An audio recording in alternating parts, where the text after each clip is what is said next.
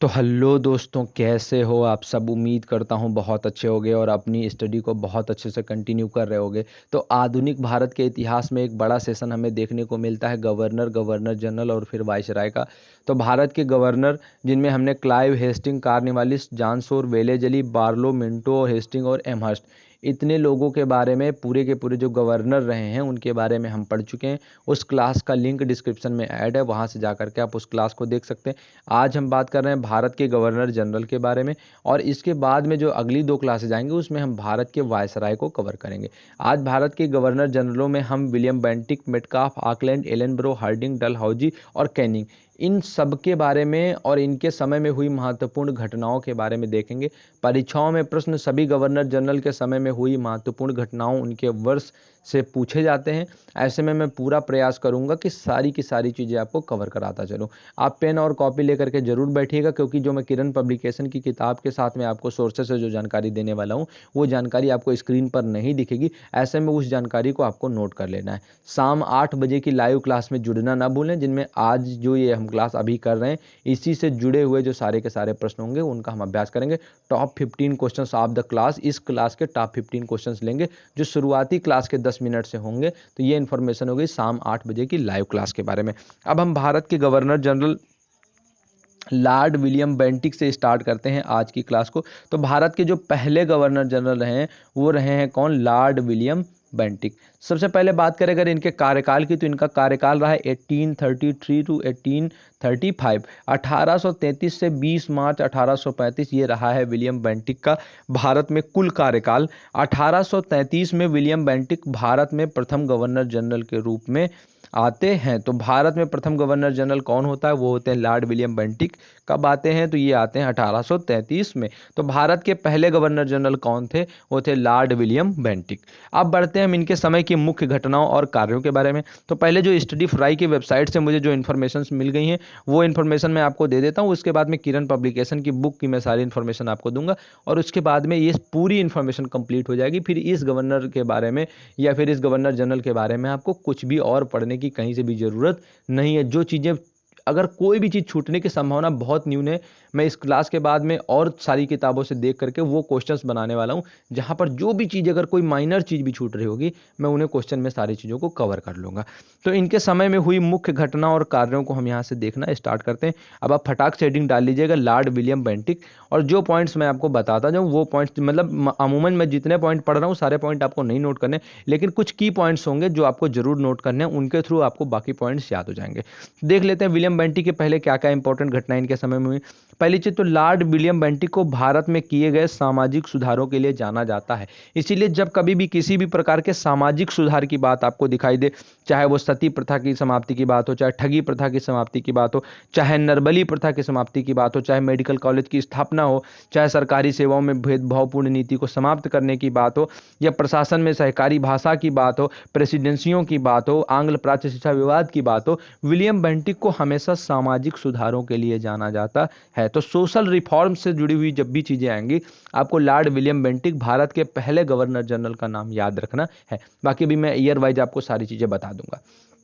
दूसरे, बेंटिक ने court of director की इच्छाओं के अनुसार भारतीय रियासतों के प्रति तटस्थता की नीति को अपनाया। तो जो कोर्ट ऑफ डायरेक्टर था जिसने कहा था कि भारतीय राज्यों के प्रति आप तटस्थता की नीति अपनाइए, देखिए तटस्थता की नीति है क्या, ये जानना हमारे लिए जरूरी है।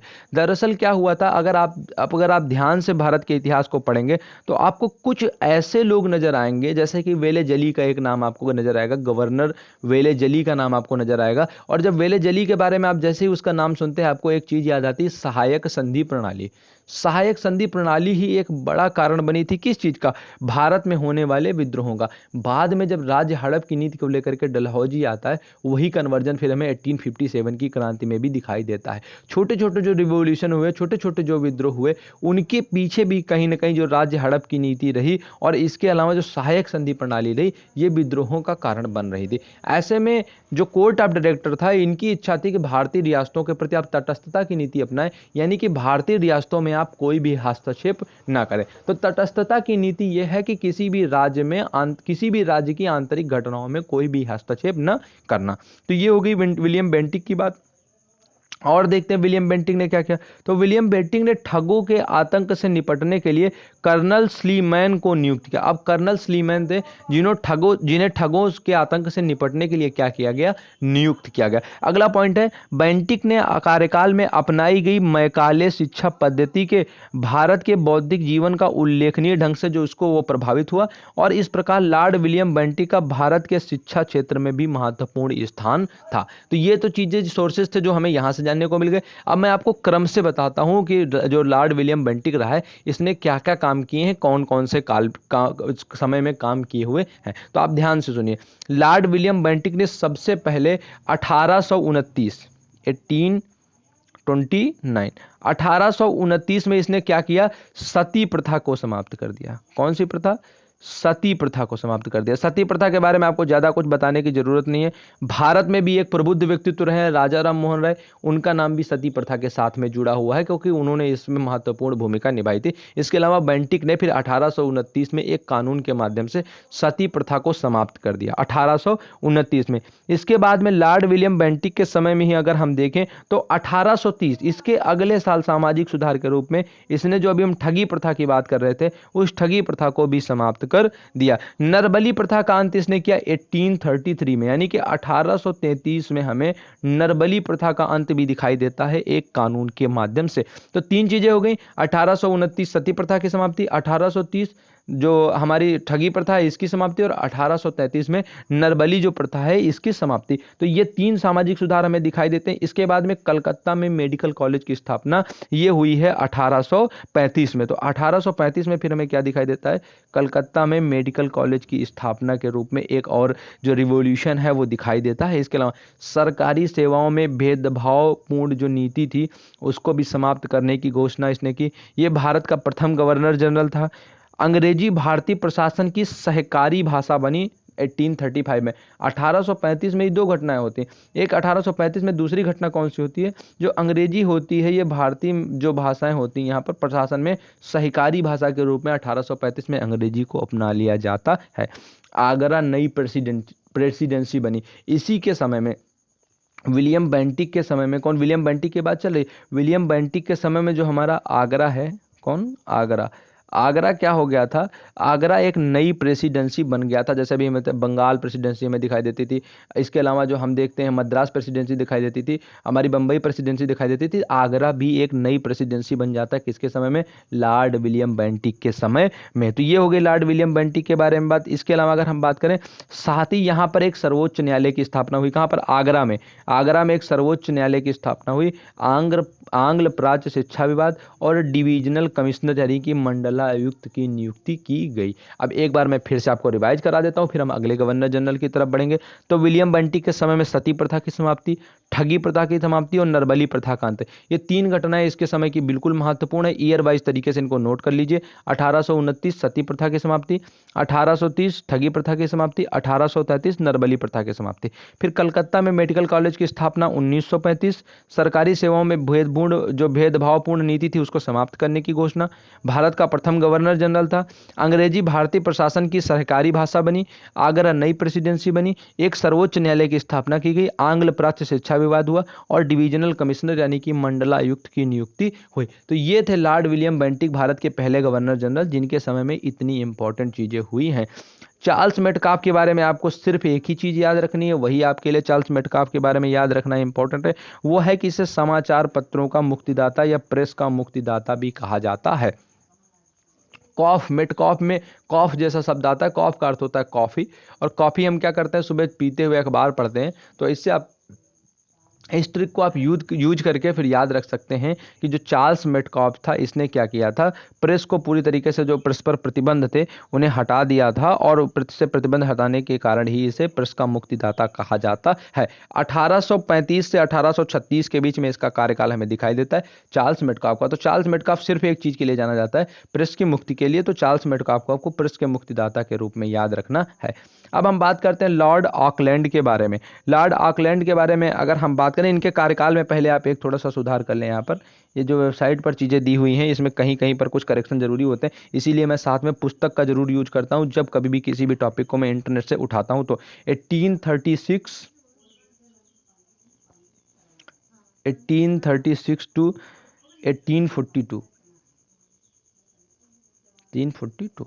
तो जो लॉर्ड ऑकलैंड का कार्यकाल रहा है ये 1836 से 1842 के मध्य में रहा है। अब लॉर्ड ऑकलैंड के समय में कुछ महत्वपूर्ण घटनाएं हुई जो आपको याद रखना है। लॉर्ड ऑकलैंड के समय में जो पहली हमें महत्वपूर्ण घटना देखने को मिलती है वो देखने को मिलती है पहले आंग्ल अफगान युद्ध के साथ में। तो जो पहला आंग्ल अफगान युद्ध हुआ है 1838 से 1842 वो किसके समय में हुआ है? वो हुआ है लॉर्ड ऑकलैंड के समय में। तो आपको दोनों चीज़ें याद रखनी है। एक तो आपको ये याद रखनी है कि जो पहला आंग्ल अफगान युद्ध हुआ है वो इसके समय में हुआ है, और पहला आंग्ल अफगान युद्ध हुआ कब है? तो वो 1838 से 1842 के मध्य में होता है। ठीक है। अब इसके बाद में अगर हम देखें इसके बारे में कुछ और चीज़ें, तो इसी ने क्या किया था, कलकत्ता से दिल्ली तक जो ग्रांड ट्रंक रोड बनी हुई है इसकी मरम्मत करवाई थी कब? 1839 में। तो लॉर्ड ऑकलैंड के समय में पहला आंग्ल अफगान युद्ध हुआ है, पहली चीज़।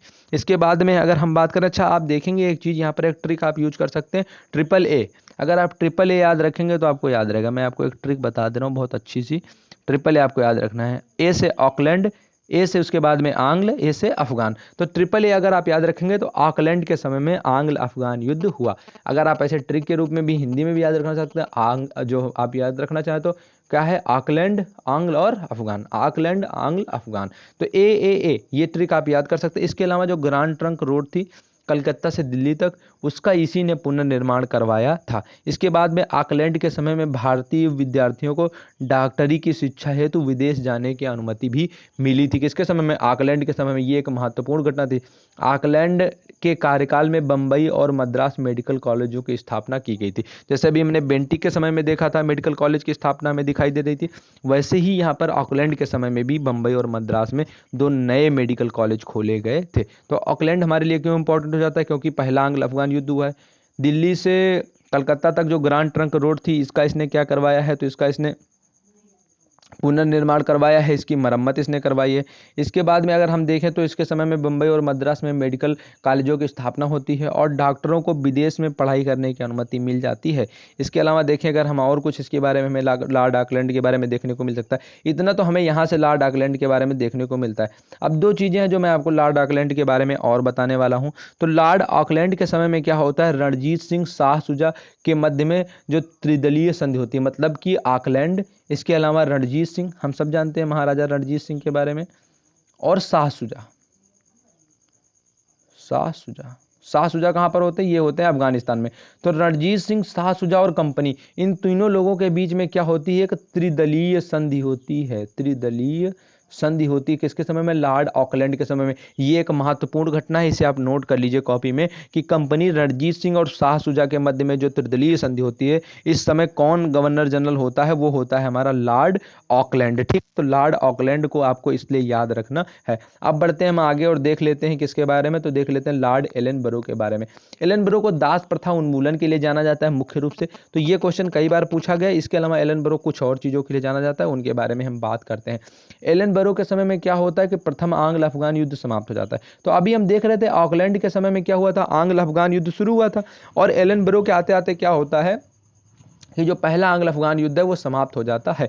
इसके बाद में 1843 में जो एलन बरो होता है, इसने क्या किया था कि चार्ल्स नेपियर को एक असैनिक एवं सैनिक शक्तियों के साथ में सिंध भेजा था। इसी एलन बरो ने क्या किया था, चार्ल्स नेपियर को भेजा था। कहां पर भेजा था? सिंध भेजा था। नेपियर ने अगस्त 1843 में सिंध को पूर्ण रूप से ब्रिटिश साम्राज्य में मिला लिया था। ये बहुत महत्वपूर्ण घटना है, प्लीज आप इसे नोट डाउन कर लीजिएगा कि जो एलन बरो होता है ये किसको भेजता है? चार्ल्स नेपियर को भेजता है। सैनिक शक्तियां भी देता है और असैनिक शक्तियां भी देता है।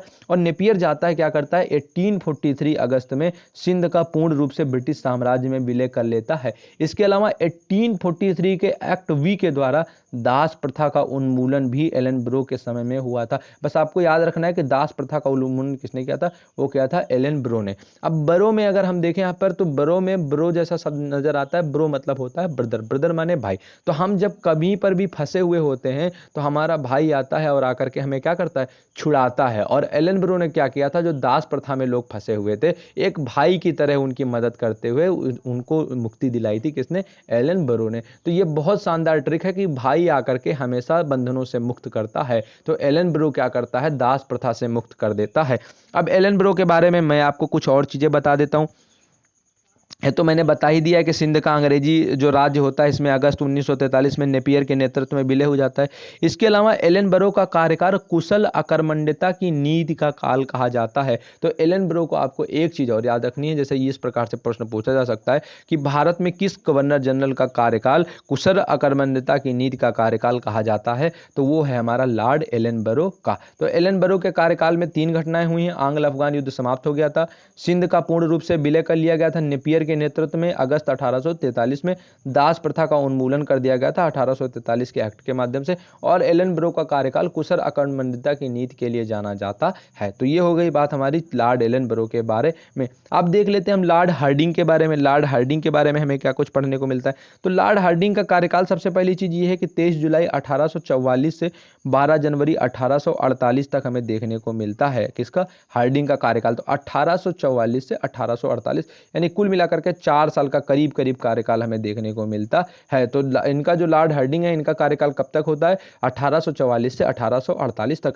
अब इनके समय में मुख्य घटना क्या होती?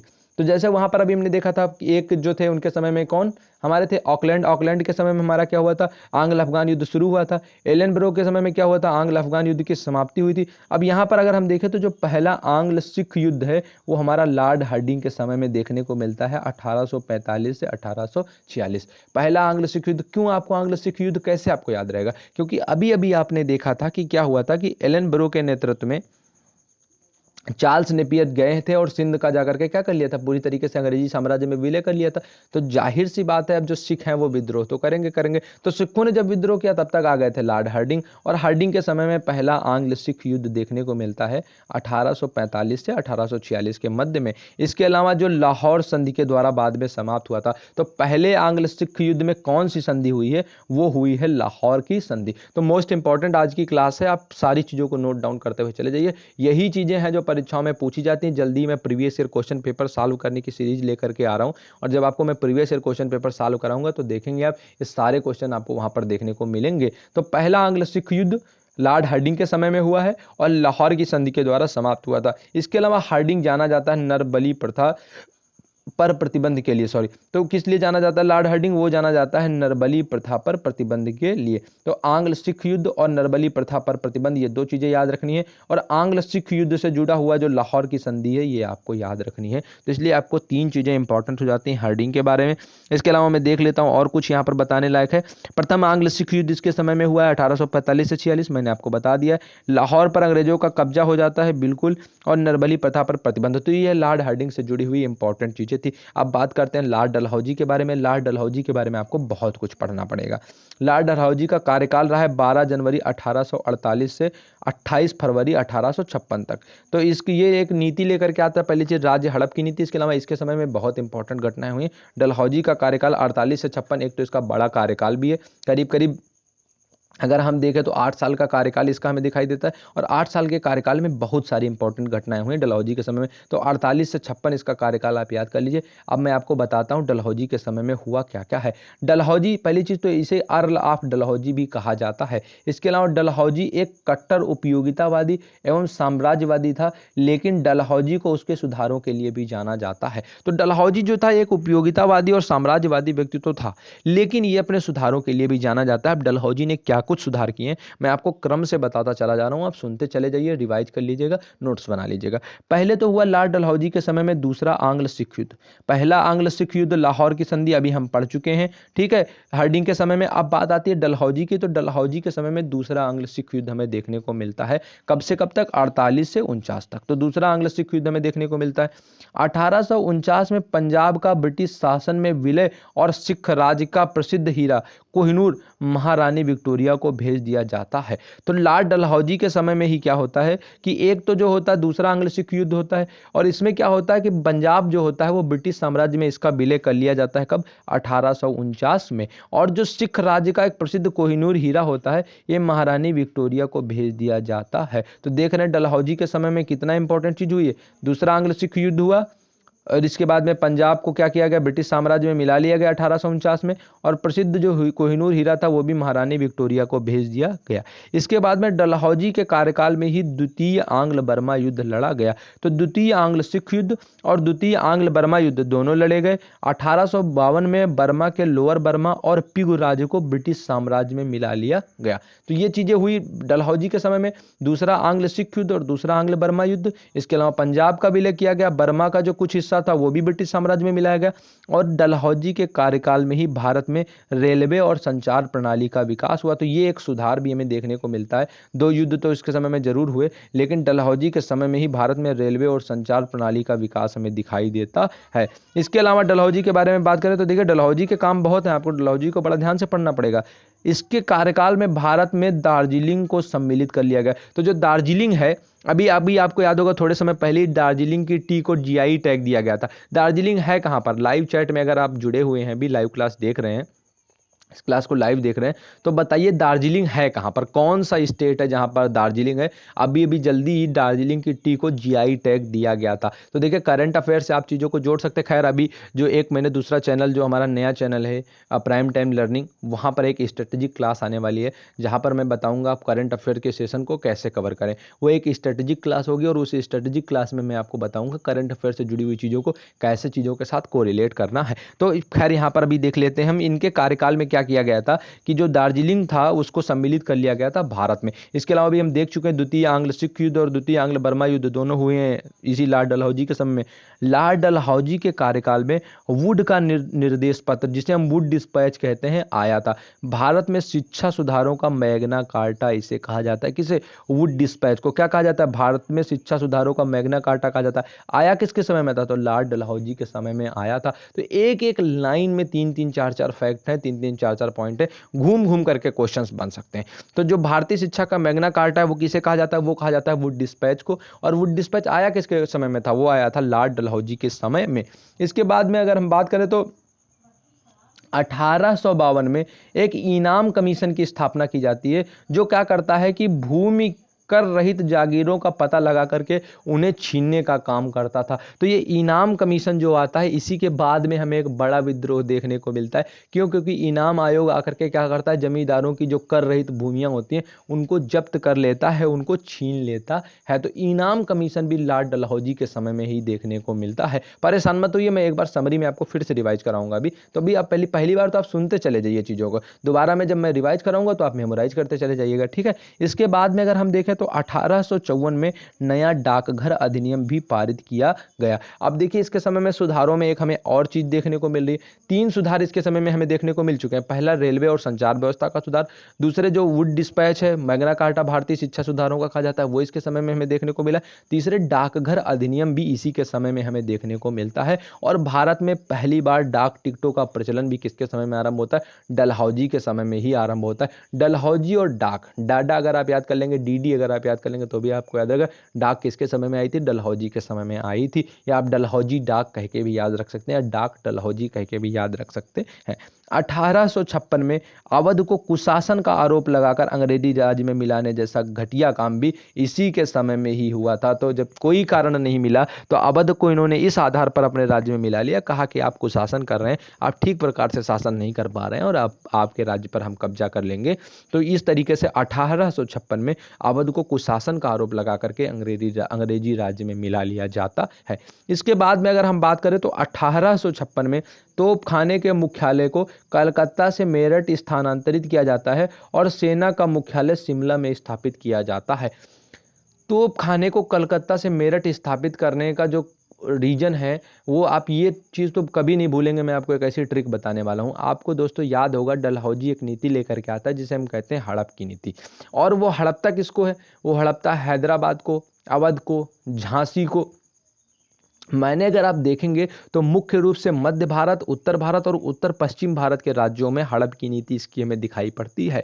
और कलकत्ता में तोपखाना कहाँ पर था इसका? तोपखाना इसका था कलकत्ता में। जाहिर सी बात है, जब एक्टिविटीज मध्य भारत में, पश्चिम मध्य भारत में हो रही हैं, उत्तर भारत में हो रही हैं, तो इसका मतलब है, जाहिर सी बात है कि जो तोपखाने की आवश्यकता होगी कहाँ पर होगी? मध्य भारत में होगी। और इसके बाद में अगर आप देखेंगे तो आपको मेरठ में ही क्या दिखाई देता है? 1857 के विद्रोह की पहली चिंगारी दिखाई देती है। ऐसे में में जो तोप खाना था इसे यहाँ लाना जरूरी था, तो पहले ही चीज़ों को वो ट्रांसफ़र करके, चूंकि यहाँ एक्टिविटी ज़्यादा चल रही थी इसीलिए यहाँ पर विद्रोह, इसीलिए तोप खाने को भी कलकत्ता से ट्रांसफ़र करके कहाँ लाया गया था, मेरठ लाया गया था। सेना का मुख्यालय भी कहाँ पर स्थापित किया गया था, शिमला में स्थापित किया गया था। शिमला कहाँ पर है बताइए, कौन से स्टेट में शिमला है, लाइव चैट में मुझे टाइप करके बताइए। डलहौजी के समय में भारतीय बंदरगाहों का विकास करके इन्हें अंतर्राष्ट्रीय स्तर तक बनाया गया था, इन्हें अंतर्राष्ट्रीय स्तर के व्यापार के लिए तैयार किया गया था।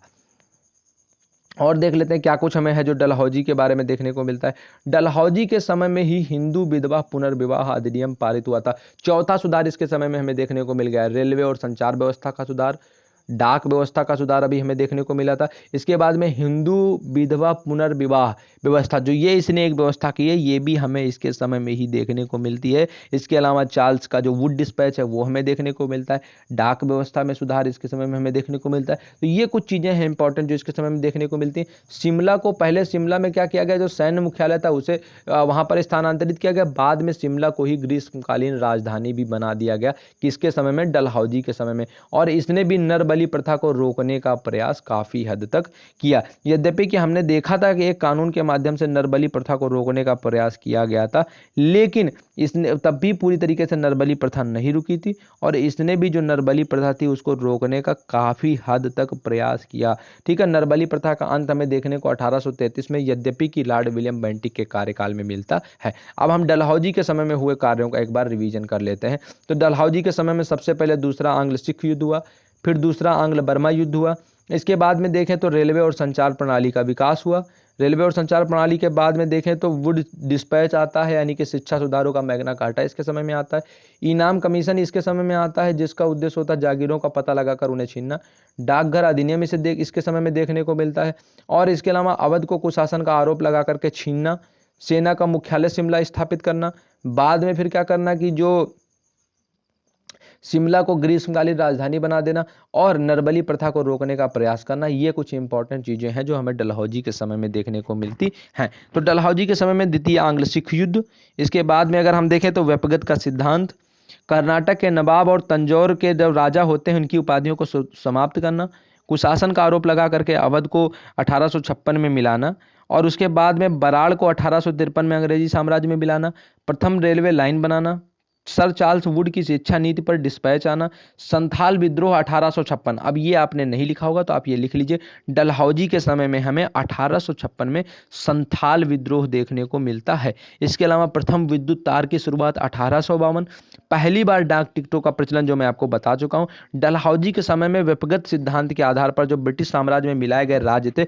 उनका क्रम क्या था, उनका क्रम था सतारा 1848, फिर जैतपुर संभलपुर 1849, फिर बघात 1850, उदयपुर 1852, झांसी 1853, नागपुर 1854, और उसके बाद में अवध का कुशासन के आरोप पर 1856। इस प्रकार से किसको किसको, सतारा को, जैतपुर संभलपुर को, बघात को, उदयपुर को, झांसी को, नागपुर को और अवध को, ये अपने अंग्रेजी साम्राज्य में मिला लेता है। तो ये हो गई बात कुल मिलाकर के लॉर्ड डलहौजी के बारे में। बात करें लॉर्ड कैनिंग के बारे में, तो लॉर्ड कैनिंग सिर्फ हमारे इसलिए इंपॉर्टेंट है क्योंकि यही भारत का अंतिम गवर्नर जनरल था। अब इसके समय में एक आधी घटना हुई है वो हम देख लेते हैं। लॉर्ड कैनिंग के समय में सबसे महत्वपूर्ण घटना होती है 1857 का विद्रोह। कहते हैं करे कोई और भरे कोई और, तो जो डलहौजी करके गए थे उसका जो सर्वाधिक भयंकर परिणाम 1857 के विद्रोह को देखने को मिलता है, वो देखने को किसके समय मिलता है, वो मिलता है लॉर्ड कैनिंग के समय में। तो कैनिंग जैसे ही आते हैं तो चूंकि डलहौजी इतनी आग यहाँ पर बो गए थे कि इन्हें आकर के उस आंच में जलना पड़ता है कैनिंग को, और 1857 का विद्रोह देखना पड़ता है।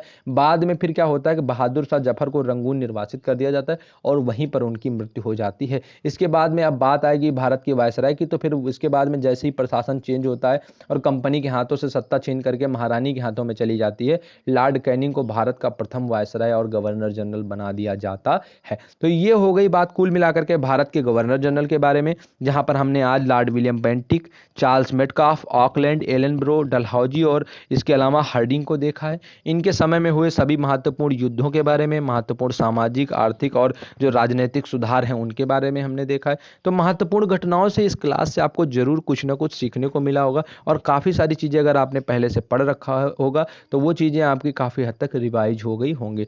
तो बाकी सारी चीज़ें मैं डिस्क्रिप्शन में सारे ग्रुप्स लिंक और बाकी सारी चीज़ों को ऐड कर दे रहा हूँ। अगर आज की क्लास पसंद आई है तो इसे प्लीज़ लाइक करें और अपने दोस्तों के साथ शेयर करें। अगर आपके कोई सुझाव हैं या कोई टॉपिक पर आप चर्चा करवाना चाहते हैं तो वो भी आप हमें कमेंट करके बताएं। अगर हमने वो टॉपिक कवर नहीं किया होगा तो हम ज़रूर उस पर चर्चा करेंगे और उससे जुड़ी हुई चीज़ों को करने का प्रयास करेंगे। तो शाम को 8 बजे की लाइव क्लास के लिए आप सब तैयार रहिएगा। Thank you so much for watching this live class. Thank you.